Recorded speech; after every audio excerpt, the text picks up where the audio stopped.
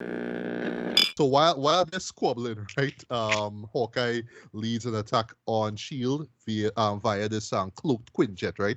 The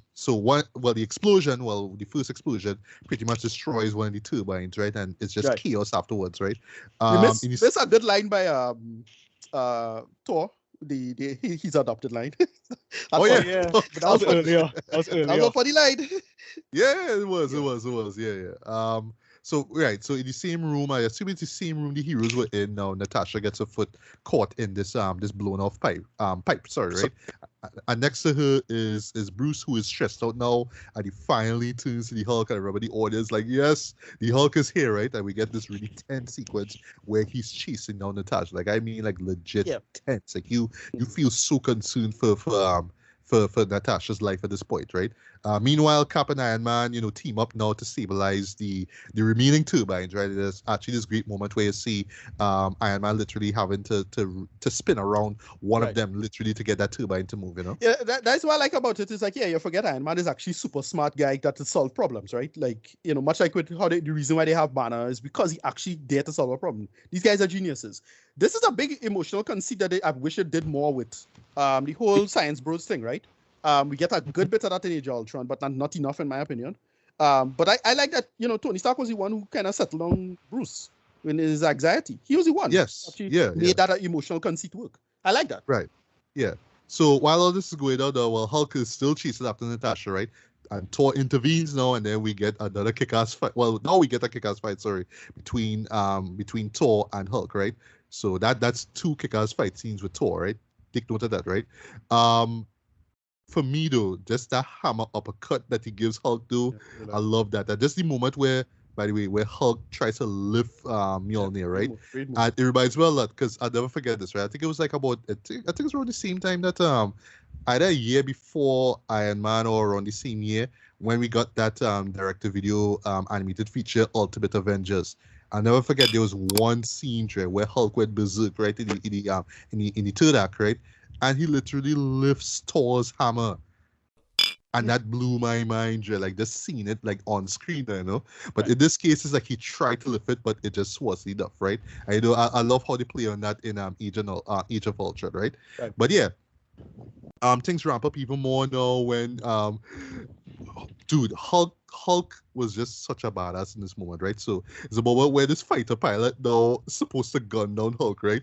Hulk notices that he jumps onto the jet, right? And starts to mash it up, right? Yeah. And it's when the guy ejects, right? The man grabs the seat, Hulk grabs the seat and throws him out, though. Holy shit, that is so amazing, though. It's how he jumps away the moment the jet explodes, boy. I won't lie, though. Hulk's how he just flips out in this moment is just amazing, right? Just amazing, right? So meanwhile, Hawkeye and his team of soldiers, they continue their attack. Thor checks up on Loki now. He does a little clever trick, the whole illusion thing now. So it's like, oh, it's how, Thor ends up going inside and, he gets trapped there. And then I love Loki's response. Are you ever not going to fall for that? Yeah, I love just that line alone, because if they had left it out, if they had left that line out, it would have just been like, oh gosh, but how Thor so stupid to do that, Dread. But to have Loki, his brother, come and see that, it's like, okay, I get it, I love that, right? Yeah. And then basically he threatens to open the floor underneath the cell, right? Which pretty much will have it hurtling down to earth, right? But before he presses the button, now Coulson comes in. And he clearly has what is clearly a phase 2 weapon. I love how he says basically it's a prototype they were working on after Loki sent the destroyer, right? And if you look at like the actual barrel itself, it looks very much like it reminds me a little bit like inside of it, the core of it, I should say, it looks very much like the destroyer and the sort of heat powers that it had, right? Yeah. I love how, it's kind of interesting how he says, I don't even know what it does. I thought that was kind of weird. Like, it's a gun, bro. Like, what else do you think it's supposed to do, right? And as he pauses up, now the real Loki now, again, Loki just being a SOB, right? So you saw an image of him at the controls, so the real Loki was behind him, stabs Coulson in the back with his scepter thread, right? And it's like, jeez, but right? And then what the real Loki setting up Tahiti. Yeah. And, oh gosh. Right. I see what you mean, right? Each is a she, right? And the real Loki presses the button now and the cell basically falls down to it, right? In between that time now we get a sweet fight scene between Natasha and Hawkeye, right? Just great, just fight choreography, throughout, right? And literally ends with her literally just knocking him out, like knocking him back to normal. I was like, okay, that's how you break the spell. Okay, all right, whatever. Big fight scene, moving on. Right. So Thor now, I love how, he's still in the cell is still hurtling down to earth, right? I just love how it's set up from the beginning where, he hits initially, he hits the he hits the mirror with his hammer, right? But then, he just notices, oh, there's a hole, so let me just try it again, right? But because of how the direction, how it's just kind of like going, how he was just basically bouncing back and forth in the cell, he just decides, all right, I'm going to wait for it to tilt now, and then I'm just going to do my little hammer powers and just slide through. Like, literally, he does that. And he just crash lands on some random field, right? Literally on the field, right? So back to Coulson now. So even when he dies now, he delivers his quip before he blasts Loki with the gun now. And that's what he says. So that's what it does, right? Yeah. And I don't know, I don't know if it's the same with you guys, but at that time I really thought that was it for Coulson, eh? And then I saw Agents of S.H.I.E.L.D. premiere and he's in it. I'm like, what? Right. Okay, so it's clear to me that Coulson was just such a fan favorite. It's like, let me bring him back to life, right? Through MCU magic, and let him have his own show, goddammit. Because everybody loves Coulson, right? Yeah, this is a great moment in the show because it has again more meta narrative. He says Loki is kind of destined to lose because it's in his nature. I like that line. Yes. I really like that conceit of it. It's like, the audience, you're talking to the audience anyway now. Like, I like you lack conviction. But, yeah, that's what he said. That's what he says. But there's this thing.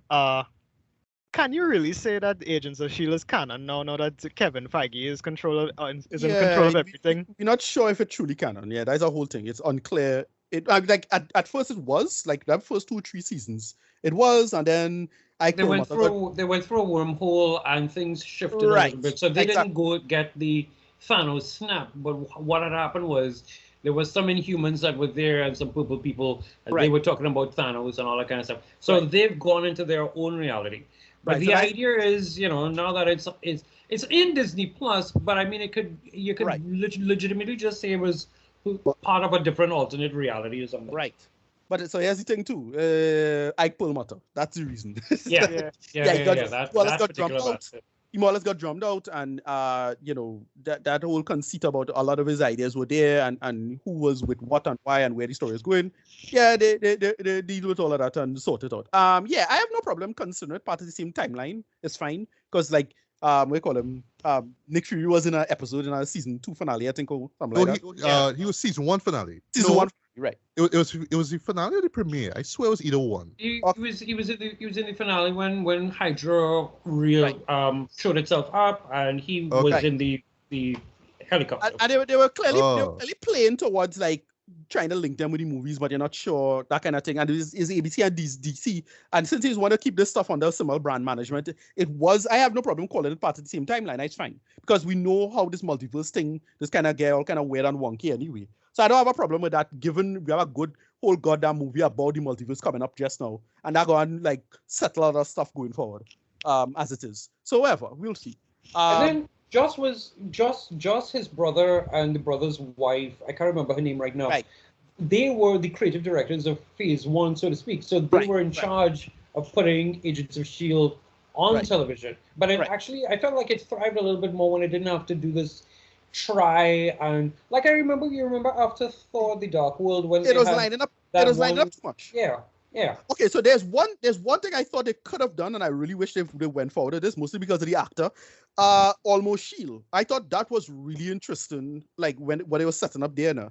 And I thought that was going to be the impetus for the real Civil War now. It's like, oh yeah, Nick Fury kind of incompetent, and we should take over S.H.I.E.L.D. And almost S.H.I.E.L.D., Edward James almost, was going to be on Iron Man's side in the movie or something like that now. That's not what we get. We get something pretty cool anyway, so it don't matter. But yeah, it's all that little stuff that they show. The show has a lot of great moments, and especially when Ghost Rider came in and things. It's like, yeah. But yeah, as far as I know right now, it's not technically canon. But we don't know because of multiverse of madness stuff. Yeah. All right. So back to Coulson, and when we all assumed back then that he was dead, right? From a narrative standpoint, it works so because pretty much this is what gets the heroes to stop bickering and Right. work together, right? And Well, yeah, I mean he has no powers, and yet he Fury was able to take shenanigans, down. right? Yeah, but basically, I mean, Coulson had no powers, and he was able to take down Loki, right? If only for a minute, right? There's a bit afterwards where Fury shows Steve the same trading cards, right? Right. One of which has blood on it, right? Well, Yeah, just bullshit. a bit of it on top, right? Yeah. And yeah, this spurs Steve and Tony to continue the mission, right? But then afterwards, though, Maria mentions that the cards were in Coulson's locker, not his jacket, right? Right. If you notice that same one that's in blood, it's smeared way more on it. And I don't want to say it's a goof, right? But whatever. And then Fury says they needed the push. Yeah. And to me, I was like, yeah, that is something that Nick Fury would do. There. Like he would do what he has to do. He wouldn't go too far, but he would do what he has to. Yeah. Mm-hmm. He sees the opportunity and goes for it. Yeah. All right, and we get that great, the motivational montage, and we hear the theme song, right? So this is where you're seeing Cap and Iron Man and Black Widow, and Hawkeye heading back to New York. Yes, Hawkeye is back to normal, right? And basically, reason why. Cap outfit, boy. Oh God. Again, Ricardo, you had to start somewhere, right? Right? But it's the line that Tony before that is the line that Tony says to Cap, where Cap says to him, "Is this the first time you've lost soldiers?" And he had to remind them, "We are not soldiers. Like Right. you're the only one." Well, I mean, outside of Barton, who would have had some version of training, but he was the one who went through that entire military life. Right. Tony is not that guy. Tony makes guns for the military.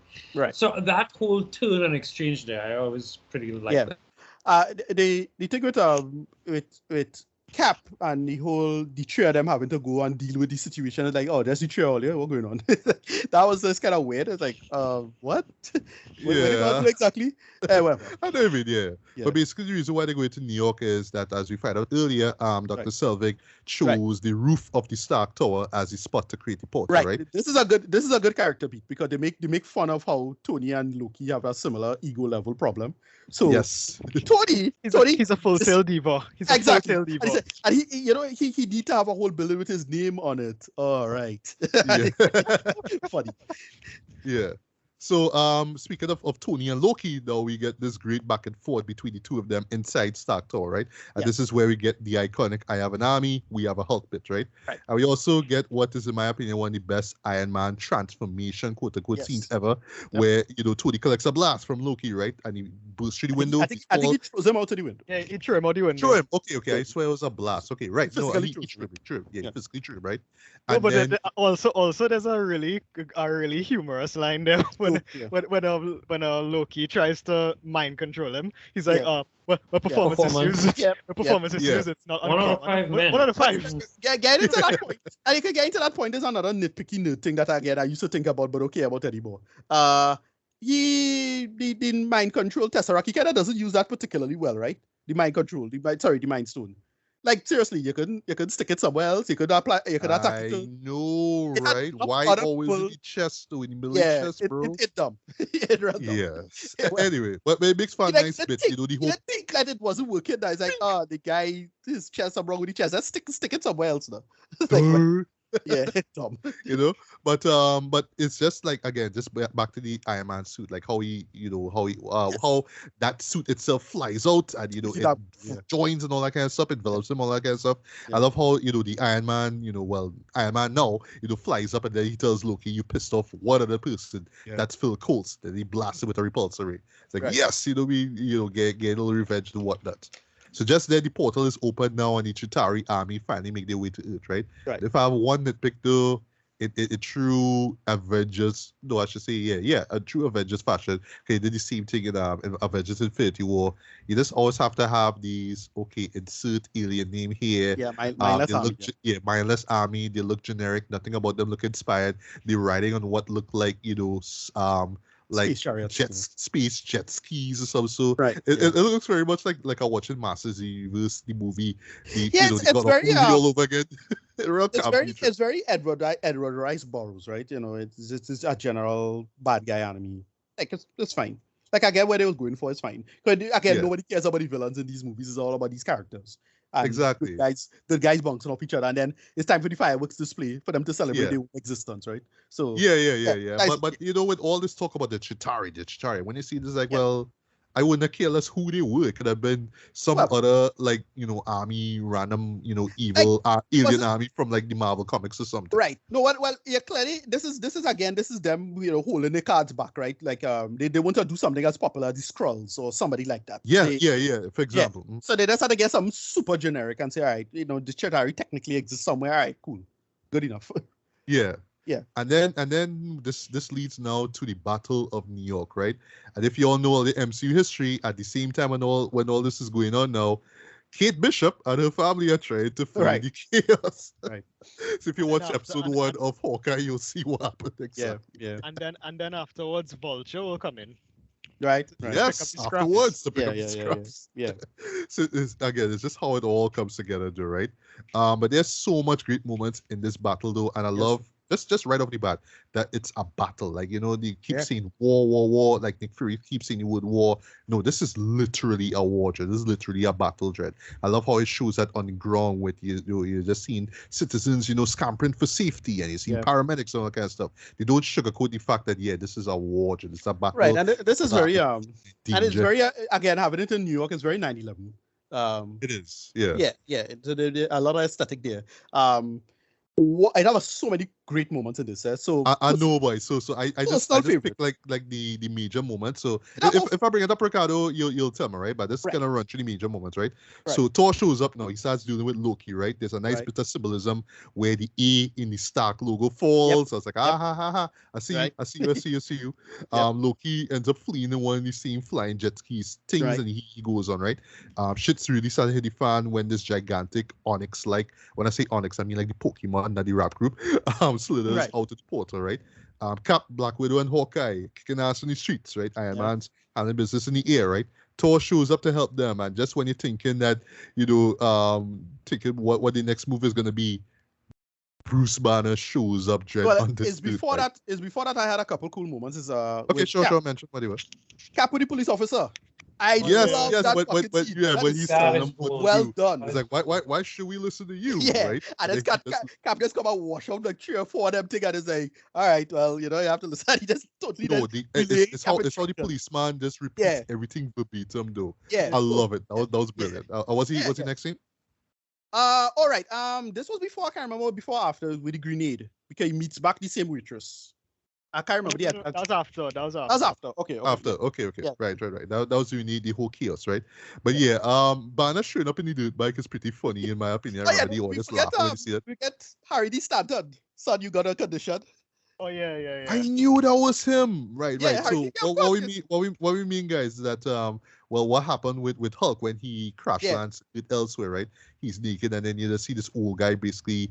Well, he wakes up, and the old guy, let's tell him what went on and how he had to find a pair of pants for him, blah blah blah, right? I was watching the guy face, like, I know this guy. That's Harry Dean Stanton, R.I.P. Yeah.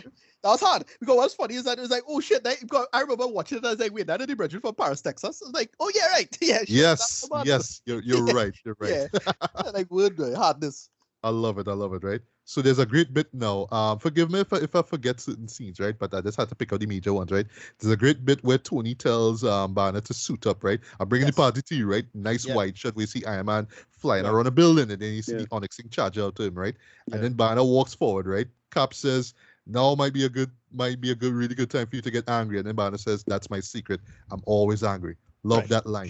So Hulk, he just deliver one punch, and he just sends the Onyx not just the ground, but it tilts upwards when an Iron Man fires at what I assume is the weak spot. Yeah. Brilliant. Listen, just seeing that transformation on IMAX for the first time was amazing. Like, that looks so damn good, Like, you just say, that's what secret. I'm always camera. I didn't see the camera just turn and just slow down. I watched it on it was DVD back then or whatever it is. Just watching it over and over, just watching where the little mistakes is. And now it don't look as good. But geez, that shit look amazing back then, though. Absolutely amazing. The whole I'm always angry thing, I know a lot of people nitpick that one.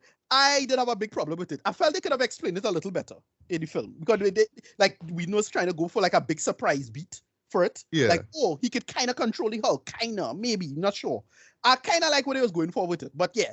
That's how I saw it. That's the point. Right. He could trigger it when he needs to. Well, it's more like he have a kind of a control in the sense that, all right, well, this is how I was kind of control it by making myself kind of angry and keeping myself right on the edge. So if I need the Hulk, I could pull it out, kind of. But he didn't master it yet. Kind of. That's how I kind of read it. But like a lot of people is like, well, that don't make any sense. And you should have Hulk out earlier, or you should not be able to do this. Whatever. It's just a quippy line. It's just a quippy line. But that's how I read it. I read it as him. I mean, it's just a continuation for me because I really didn't see a problem with it. For me, I came out of the Norton where at the end of Norton, he's there and it's 0 days before transformation and it ends with his eyes going green and he's smiling. So clearly, by this point in time, he's already moved from Brazil. He is now in India when we meet him. He clearly has some measure of control, but he's still angry. So when he comes out and he says to him that, he's always angry, it's something that I was like, yeah, okay, that makes sense. I can live with that. And I was fine with it. Get the conceit. It's like him just controlling his rage in a sense in that way now. And they had the running joke all the time because Iron Man was constantly, messing with him with it now. Like, hey, how you doing it? And the bongo drums and yoga or some bullshit like that. Like they had him, like it was in the dialogue, pepper throughout the movie now. Yeah. Like, yeah, they had to answer it and they eventually answered it. They're like, yeah, it's fine. That didn't bother me. Yeah, well, it didn't bother me neither. I still think it's a great line, right? The Avenger team kicks in though, and then we get that glorious 360 shot of our heroes though, and they were posing again, ready to fight and whatnot. And for me, this is like the embodiment of what Marvel has been doing up to that point. Though it's just like this is the moment where it's like, yes, in case you didn't realize, now we reach now. We reach. Shut up. We on top now. We on top. Yeah. Shut up. Yeah. Right. We on top. Right. I love that. I'll never forget seeing that for the first time in cinema. I mean, yes, it was all over the promotion, the trailers and whatnot, but seeing it on the IMAX screen, we were just screaming out this. It was just like, yes. I love it. Loki now is like, send the rest, right? And all these other onyxes. That's what we're gonna call the creatures, because they never name them, right? Show up, right? I just call them Space Wheel. They're more like Leviathans. Right. Yeah, that would be the term to use to call them, I guess, right?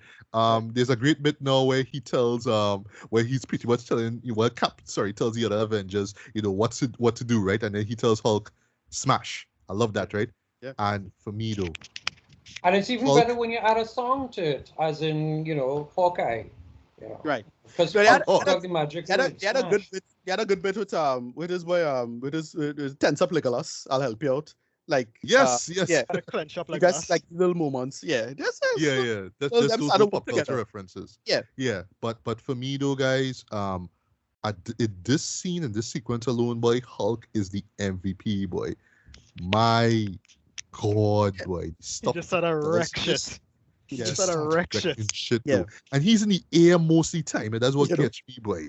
Yeah, the jumping thing is one of my moves, boy. Oh my God. Yeah, he just could jump. Like, just jump. And jump towards you. Bring it on shit. They have a cool but with him running through our office building and grabbing the Space Wheel and bringing it down. He's like, yeah, hardness. Yes, boy. And I just love that this movie was just like, yes, we swinging for the fences at this point here, Dre. Like, yeah. I mean that shot, that 360 show that we on top, boy. No, we just going to go crazy with it, Dre. We're gonna show you stuff that you swear was lifted out of some comic book panel, Dre. Right. And we're not gonna care, Dre, because we reach now, right? Especially in that long take scene where you see all the Avengers working together. Right. You follow Iron Man. Follow on. I love that. Yes. It starts on Black Widow, then it goes to Iron Man, and Iron Man fly down and help out. Cap, he flies up. You see Hawkeye, and then Hawkeye shoot the arrow. Then you see Hulk and Thor fighting on a big Leviathan. It's Even the way that long take ends though, with Hulk pretty much sneak punching Thor. Right. I don't forget. He's still vexed when he fight for that was so funny, Yeah. Right, so there's a great moment where Hawkeye fires a explosive tip arrow at Loki. I love when Loki catches it. He's kind of like almost watching the camera like, bro, you really? And then the arrow explodes. And Loki has fallen back conveniently, mind you. It's a Stark Tower, right? But it's how Hulk just jumps into. He spares him through the window, boy. When I see that, my jaw dropping. Like when I watched it a few days ago, I was like, "Oh my god, the man's That's what I like about Loki. This he's just so goddamn complacent. And you notice it's the two normal human characters that can really catch him off guard in that way. Black Widow with the trick figuring out the Hulk thing, and then Hawkeye with the arrow. There, he's so think, oh, I can grab this arrow, I'm good, and he just blow up in the face. And set up thing. He's so dotish. I know, boy. And then we get what is probably, in my opinion, the greatest Hulk moment in film history, boy. Yeah, classic. And Loki's like, enough! All of you are beneath me. I am a god, you dull creature. And I will not be bullied by. And as you see that, Hulk grabs him by the leg and smashes him 5 times onto the floor, boy. And I never forget seeing that for the first time, audience, myself too, we erupted at that. Because the audience erupted. We were screaming. And so how he ends with that line, how Hulk says, puny god. Yeah. That was it. But the audience that blew up with I was angry, They blew up with that. But that melted down the theater, Joe. They're for real. Yeah. And Loki's face too, and the wheezing he does. And he's like, priceless. Done for the night. He had to take a nap. Yeah, boy, that is the type of scene you wish you could write for a superhero film, boy. My God, right? So meanwhile, now while this is going on, Shield orders this nuclear strike on Manhattan, right? Of course, Nick Fury wants none of that, right? Even to the point of literally shooting down one of the F-22s, right? So Fury ends up informing Iron Man that there's this package coming your way, this missile gonna come, right? And Black Widow basically kind of teams up with Dr. Selvig because he's kind of back to normal. It is a closing the portal, right? So Tony comes with the idea, right? He's going to collect the payload literally and send it up through the portal before it closes, right? Yeah. And he succeeds, right? The missile pretty much hits the main Chitauri hub thing and it causes all the Chitauri to more or less deactivate, right? This is a great character beat for Tony because remember and you see how it echoes throughout the rest of his appearances basically in the MCU universe, man. Yeah. But is he whole him? Oh, you don't have to sacrifice yourself, and you can always do an extra thing. Utility versus deontics now. Is the whole conversation he had with Steve, with Steven back in the helicarrier. He's exactly. You're not the guy. You're not the guy to make the sacrifice play, lay down on the wire and let some guy crawl over you. Yeah, he would just cut the wire. Yeah. That's his attitude about everything now. And it really put him in a position where he had to make the other choice now. Great moment for Nick Fury as well with the rocket launcher. Like, word. Yeah, I didn't think you would go that far. Yeah, boy, to pull out the RPG one time. And it's when he pull out the sidearm and trying to shoot at the other plane. I was like, all right, I get how angry you are, bro, but come on. No, it's not gonna work. Yeah. So as the Chitauri hub thing blows up now, Iron Man falls through the portal more or less a mere second before it closes, right? Right. And as the others notice now, Iron Man isn't slowing down. Yeah. Thor is about to save him, but then the MVP himself, Hulk, now leaps just in time to save him, right? I was really mad that the trailer spoiled it, sir. Oh, that's true. Unfortunately. But this would have been that would have been goddamn cool to see it for the first time if I didn't know thing. It's a real shame the trailer spoiled that. Yeah. And it's how he just brings him back down to I love how he yells at the man and then he wakes up. I was like, Hulk for the win, MVP, hands down shit, right? And while Tony's please tell me nobody kissed me. Yeah, I love that, right? Now I think you're out to do a little research on this, prior to us meeting up here, but at the time and still to this day, I still don't know what a shawarma is. I don't know what that is. Really? But some kind of wrap. Bro, you serious? Yes. I don't know what it's meat. Think of it in the family of okay, there's no somebody who do lie by the goddamn avenue, Shameful. Yeah, shawarma is just. Look, I know gyros, right? I know gyros. So that's what it is. In the same family of the heroes. Same family of gyros. Yeah, effectively. Okay. Right. All right. They didn't know back in 2012, right? Sue me, right? Okay. No. But is this how he brought it up? Like, right. Yeah. No, again. Yeah. I really like the this whole sequence really works because it's like hey, what happened? We won. It's like that really put a nice little full stop on the whole thing. Now it's like that is how to sort out and have a goddamn intense action sequence because the movie goes on way longer than it should if you think about it. other than the fact that they just need to celebrate their existence, right? Like exactly. Yeah. There's a total fireworks show that just ends so well. Well, speaking of Endo, well, we forgot to mention too a great shot where Loki now, who's still at the Stark Tower now, he's struggling to get up now. Right. I need to see all the Avengers staring at him, right? And points for having in terms of blocking, right? Having Hawkeye be in front because he's the first one to get brainwashed, right? And then for the line, for the line, I'll have that drink now. Yes. If it's all the same, I'll have that drink now. Yeah, great moment. Small nitpick. I wish they did this. I really hate when they do the whole mash up the mothership and all the robots or whatever, the soldiers died, drop down dead. It's kind of a cheap way to square the problem out. Yeah, and I felt they could have just have a lot of like Chitauri hanging around the place after and sort that out in Agent or Shield or something. Whatever. Like I felt they could have just have them still stick around and that could have be good story beats now going forward. Whatever. Right. So I need to say something. A lot of these people, I think, is toxic DC fans who like to come with us and they want to defend DC and all the destruction and stuff. In Man of Steel, like with the destruction and stuff, they keep saying, "Oh, this destruction in Man of Steel is bad, but why are they celebrating for the Avengers?" Right. I have a simple explanation for this. Because the DC heroes are basically gods. They're gods walking amongst men. They have to restrain their power. The only time that was a problem for me in Man of Steel is because it was never directly addressed. People just wanted it directly addressed. That's all. That's the only difference. Like in Man of Steel, there's a lot of good argument that Clark was trying to get out of the city, you know. But like visually, I wasn't reading that in the story. Like I had to see that clearly now. And then in Batman v Superman, they actually attempt to say, "Hey, people not there. They're not dying." That's all. That's all they had to do, you know. And then people make a big deal out of it in Man of Steel. It's just my attitude was, look, go forward with the conceit for the other characters and address it later. They had a whole movie addressing the destruction. It was called Civil War, right? Like, you know, when we celebrated Hulk and how we watch about badass, that a guy with a camera who had a whole bunch of rubble fall on him. They addressed it. That's the only difference. Just address it. That's all. That's why DC fans don't get that, you know. A lot of DC fanboys, and I'm just talking about the toxic weirdos who like just make their bones about this bullshit, right? Like, just say, hey, look, people died. They made a whole 9/11 plaque at the end of the movie.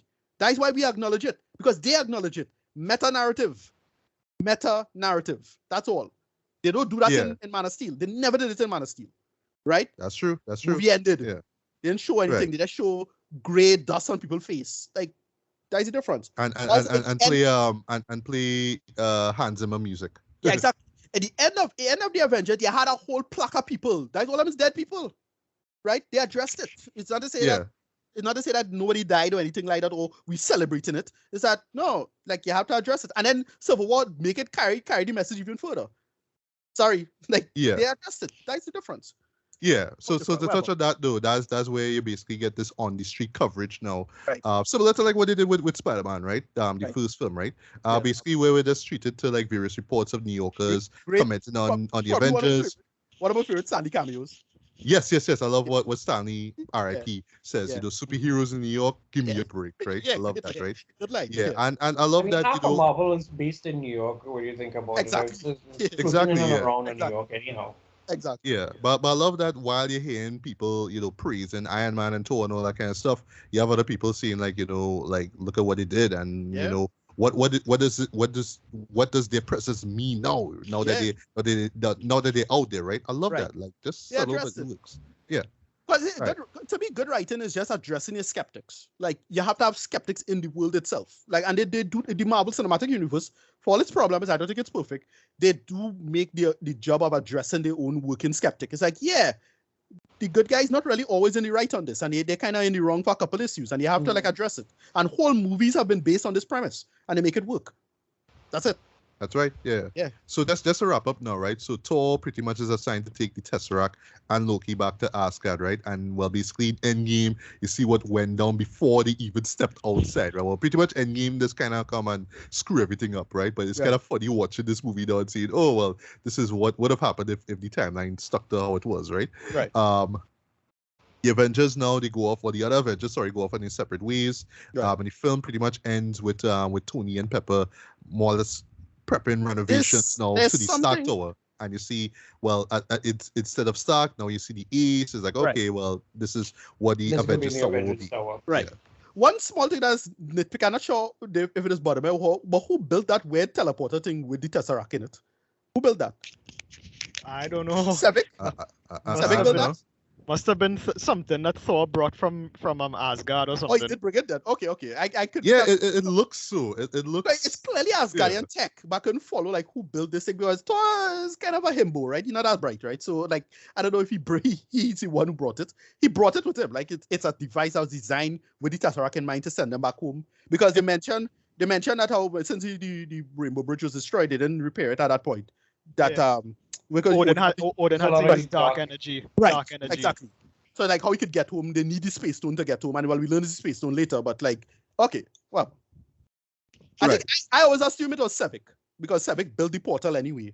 So, they use Sevik's help to send them home, because he built the portal for Loki. I generally assume it was Asgardian. I thought it was Asgardian tech that Thor just brought. Right, okay, no problem. Right, yeah, well, moving on. And finally, just to talk about the two post-credit scenes, right? Sorry, a mid-credit and a post-credit, right? So the mid-credit, right? You know, like even back then, you know, we as MCU fans, we knew we had to sit our butts down, wait until we see distributed by Walt Disney, yada, yada, yada, right? So good thing we did for the mid-credit sequence, right? Because this is where we got the first reveal of Thanos, right? I'll never forget. We went insane. The hype level went up. It was like great. Even though when you look at it now, it's like, nah, that's not how Thanos looks like. But whatever. When I see that, when I see that, I was like, but they actually doing this, Dread. This is when this was like the skies was the limit. Dread, yes, this is when they realized, boy, if this is what they got it for, that is it, boy. They know what they're doing, because I mean they have a vision, Dread. I was like, nah, man, they gotta make it work. They gotta make it work. Even the way how Thanos just kind of looks and smiles, right? It's like, we on top, bro. We on top. Porting death. Porting death. Yeah. Now, you see, here lies the thing. In retrospect, I think even if Joss wasn't revealed to be what he is, and even if he didn't step aside from the movies and stuff, because remember after Ultron he said he needed to take some time, etc., etc. Right. Looking back at that line, like when the Russos brought Infinity War, Thanos' motivations was the world, you know, the universe is too full, let us dispassionately end it in half, and, you know, that's fine. Right. The idea of Thanos smiling when he says, when the other says to him, you know, that, you know, to engage with them is to court death. Right. We know that Thanos' motivation in the comics was basically he was trying to get literally this woman. Death, literally court death. So it would have. I feel like even in retrospect, maybe it might have been a good thing that they went down the direction of, and this is for later on. I know many people who actually think that the movie version is dumber than the comic version. And they argue why. Now, I don't have a problem with the movie version. I actually like the movie version for it. It basically is a Malthusian calculator. That is what he is, right? If you know who, you know, Malthus was, right? It's that. It's, the world is too much and I'm going to make sense of it. And, you know, he just don't have the foresight and sense to make the world better. That's it. You can get into a big debate about that. I would have a whole bunch of people, why didn't make more resources and the usual bullshit, right? But I do think if they'd brought in the death thing, that would have been a lot harder to make the case for, like how to do it and how to. Because you'd have had to set up multiple movies to bring her in, and like how you'd have introduced her through the Guardians movies, maybe. Like it would be weird, right? Like that's a little too esoteric. So like I understand that the decisions they made, and again, these people smarter than me because you know these movies make $2 billion plus, so whatever. So I don't know. They make the decisions as it is, but I could understand why somebody didn't like the choices that the Russos made for the film. As it is. Whatever. Right. And the final post-credit scene, I should say the post-credit scene now. For me, at least in my opinion, I think this is the first of MCU's. Oh, so you actually stuck around for the whole thing. So here's a little throwy scene that could be kind of funny, right? And you laugh at it and then you move on, right? And it's pretty much the Avengers at the shawarma joint now, eating, right, silently. But if you look closely, it's clearly like right after the battle, Dre, because you start seeing glass on the floor, see the woman sweeping, pictures all over the place and whatnot. I just love that this restaurant just decided to serve them anyway. It's like, I know, right? And also, a little piece of trivia. I think at this point, Chris Evans was shooting Snowpiercer at this point. I think so. That's why when you see in Captain America at the table, he has his hand against his mouth. So like he had to wear like some kind of prosthetic, and like the prosthetic it didn't look real. So like he had to hold it up to hide his beard. So it was like that was a weird thing. Okay. Well, what I was gonna say though is that, well, in retrospect, to me, I think the joke is, yes, we saved the world, but I think we should have waited till they cleaned up the place before we came by asking for food. That's a joke. Take it as take it or leave it, right? And that's the end of the film, right? So, in closing, yes, this still holds up. I mean, it's just been 10 years though, but in terms of what it did do, just how it. Along with reason, the bar, of course, right? But just the chances and risk it took, boy, and it just paid off immensely. But really, what makes this work though is just that tight script though, and just how it was just so smartly written though, but still gave you the goods. It was still enough crowd pleasing moments. It still gave the fans moments. It gave non-fans moments as well too. The characterization in this is great though, and I would say this is a template in terms of just how to flesh out characters, how to tell like a multi-character superhero story. I know like in the past that's always been sort of hit or miss. I know that's always kind of been hard to do, but this one is like the template, like, yo, this is how to do it, right? The VFX in particular really stands out though. I mean, really, really holds up, I should say, right? Just so well done, by just a lot was put into this, and this just paved the way for just other great MCU films, right? And just the rest is history, sorry, right? So for me, this movie still holds up, but I'm gonna give this a light 4.5 out of 5, man. This is hands down one of the best superhero movies ever made, one of my all-time favorite superhero movies. While I can't say this is top 5 MCU, I can't see that right now. This is definitely top 10, right? And as far as Avengers go, I also have Infinity War and Endgame, right? Ricardo and I, we did our top 30 best of the decade, right? And I know, Ricardo, you had the first Avengers in your top 10, right? For me, I had Avengers, Infinity War, and Endgame. I just personally didn't want to have 3 Avengers movies, so I kind of tied the two. And I also have Captain America, the Winter Soldier, and I put Civil War as well too. I think that's a really, really great follow-up, right? But this was Marvel pretty much saying, this is who we are, this is what we're gonna do, this is the bar we're gonna set, trend. And it's just so funny seeing how the DCEU tried to do its thing, right? Or I should say how DC tried to do its thing with the DCEU, boy. I mean, just Sujahara.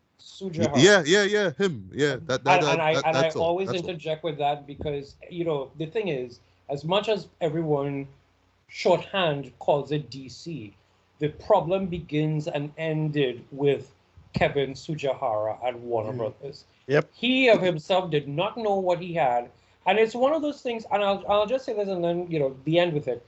The way how Marvel was able to something did not hit well, but we know what the end goal is. So even though this movie Iron Man 3 or something else might not have been top tier, it still leads towards something, and then we're going exactly there. Right. Sujahara is the guy behind. Well, he's gone now. Hamada is there. But Sujahara at the time was the one who was pushing things and then doing this whole lopsided suits thing of, if this was too dark, then let's lighten it up and do this nonsense. Let's have a trailer company edit Suicide Squad and make it different. And that became a whole scene. But, I mean, the shorthand becomes DC when, in fact, it's Warner Brothers still mucking around doing this kind of nonsense. No, yes, I just think it's good time when we're talking about this because of the whole Discovery buyout. A lot of rehauling and shit cannon going on right now. I'm not sure what's gonna happen because it doesn't settle yet with this. But a lot of stuff just gonna go. Period. Like, they have to do a complete rehaul.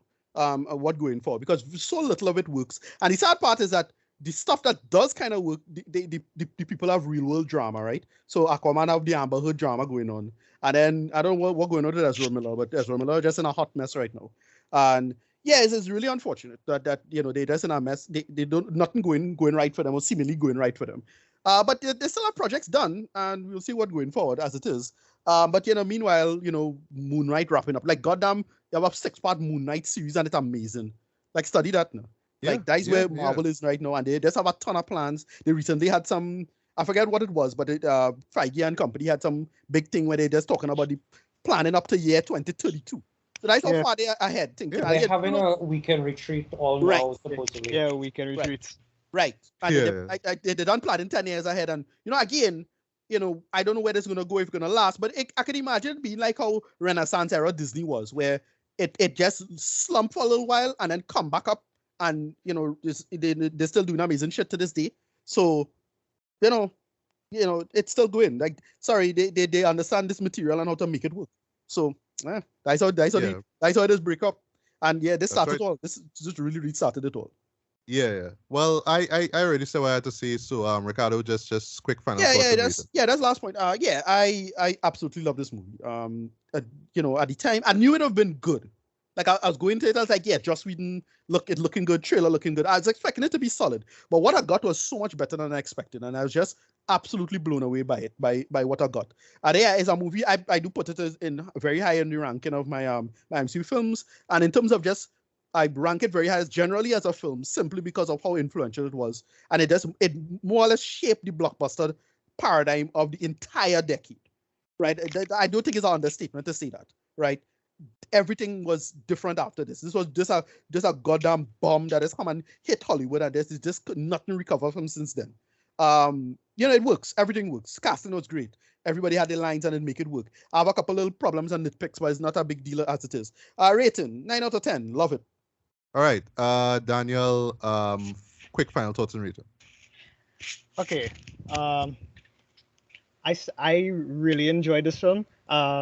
Well, first and foremost, I have to say, regardless of what you think about Joss Whedon right now, is like you can't deny that the dude gave us a really good, a really enjoyable film. The Avengers film, it did what it was supposed to do. It was entertaining. It was fun. I really like it. And also, I need to heap some praise on Kevin Feige because love him or hate him, he achieved what apparently a lot of studios can't achieve right now, which is create a cohesive cinematic universe of characters. So, like Ricardo said earlier, he doesn't get it right all the time. Not all the movies are great. Some are better than others. But he knows what he's doing. I thoroughly enjoyed this film. I will give it a strong 8 out of 10. All right, and last but not least, just to close things off, Tracy, quick final thoughts, sorry, on rating. This is an 8 out of 10 for me. I love it. I think it's good. I don't think, honestly, and this is the problem I have with all the other studios, including Sony, it is not necessary to try and do a Marvel formula work because Feige was there again. Feige was there before Marvel Studios was a thing. So he got to see all the crap that didn't work and all the crap that worked, and he knows what it's really, really interesting that Kevin Feige and Jeff Johns grew up together. They kind of, in the sense of the industry, they shared an apartment together, etc., and to see how both men moved. Yeah. So, Kevin, that's a whole other scene there. But for me, in terms of the Avengers, it's 8 out of 10. It really set the pace for what one should expect moving forward. Everybody talked about like Endgame and No Way Home and that kind of feels, but the stuff that comes out of there. But Avengers, if that didn't stick the landing, it might have been a little harder, or maybe much harder, to pull anything moving forward in terms of a cinematic universe. So yeah, 8 out of 10 for me.